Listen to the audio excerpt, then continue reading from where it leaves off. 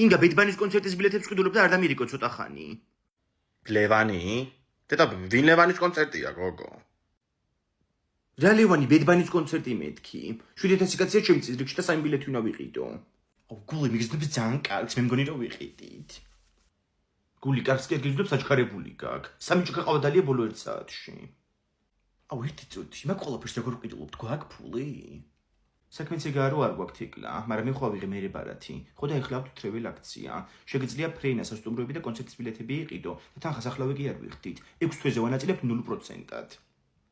თუ გვიგბარათი არ მოგიტანია აქ. აუ მიღადავები. პუშენი სახში დამრჩა. დაურეკე მიდი ინგას და გიპასუხებს. ხო ურეკა უკვე. ხო, ანასტასია. ხო.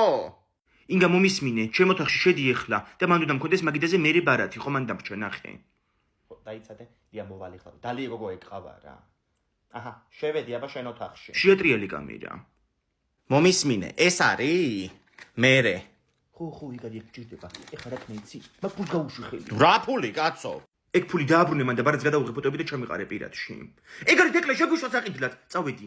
აუ რა მხელა მოედანია ხადაობ. გოგვაი ზემოთ პილოტები იყიდა, მან დიაფია ხოლმე და თელი მოედანი ჩანს მან დედან. 80 ეურო დროზე მიდი. ეგ არის მოუნჯიშთა ზემოთ 3 ადგილი. 13-15.